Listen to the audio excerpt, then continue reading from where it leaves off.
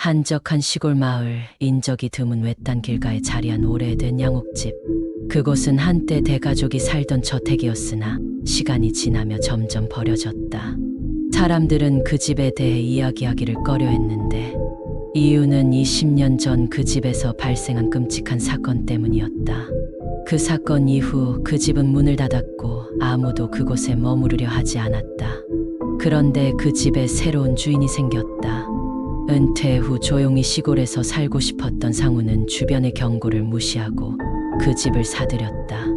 그의 아내 혜진과 함께 집을 고쳐나가며 그들은 그동안 쌓인 낡은 먼지 속에서 새로운 출발을 다짐했다. 집은 오래된 건물이었지만 고풍스러운 멋이 있었다. 특히 넓은 마당과 오래된 나무가 있는 뒷마당은 이들 부부에게 큰 매력으로 다가왔다.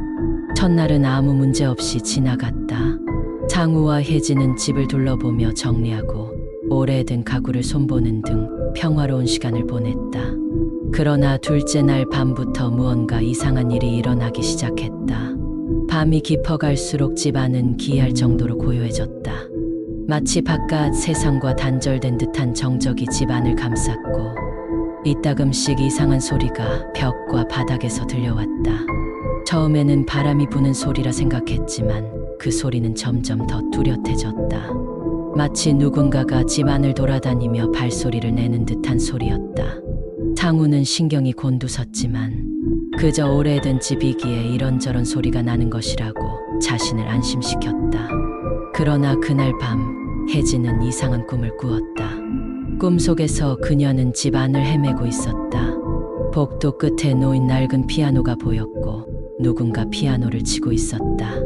피아노를 치고 있는 이는 얼굴이 보이지 않았지만 그 손놀림은 분명 살벌하고 느릿했다. 혜진은 그 사람에게 다가가려 했지만 갑자기 몸이 움직이지 않았다. 그리고 피아노 치는 소리가 멈추자 피아노 앞에 있던 형체가 천천히 그녀를 돌아봤다. 그 순간 그녀는 꿈에서 깨어났다. 혜진은 땀에 흠뻑 젖어 있었고 가슴이 쿵쾅거렸다. 그러나 더 충격적이었던 것은 그녀가 꿈에서 봤던 그 피아노가 실제로도 집 안에 있었다는 사실이었다. 집을 샀을 때 방치된 낡은 물건 중 하나로 사용하지 않는 방에 놓여있던 피아노였다. 그 피아노가 꿈속에서 그렇게 생생하게 나타날 이유는 없었다. 다음 날 혜진은 꿈 이야기를 상우에게 털어놨지만 상우는 그저 피곤해서 꾸는 악몽일 뿐이라고 대수롭지 않게 여겼다. 그날 저녁 혜진은 거실에서 상우와 함께 TV를 보고 있었다. 그때 갑자기 TV 화면이 흐려지며 노이즈가 가득 찼다. 상우가 리모컨을 만지작거렸지만 아무리 채널을 돌려도 TV는 꺼지지 않았다. 그때 화면에 무언가가 보였다. 처음엔 흐릿한 형체였으나 점점 선명해졌다. 화면 속에는 한 남자가 서 있었다. 그는 머리가 흩날리고 있었으며 얼굴은 보이지 않았다. 그러나 그 남자는 뭔가를 속삭이고 있었다. 화면 속에서 들리는 그 속삭임은 점점 커졌고 그 말소리는 분명히 혜진의 이름을 부르고 있었다. 혜진, 혜진. 혜진은 숨이 막히는 듯한 공포를 느꼈다. 그녀는 상우를 쳐다봤지만 상우는 아무것도 듣지 못한 듯 그저 TV만 바라보고 있었다. 순간 혜진의 귀에 날카로운 소리가 들렸다.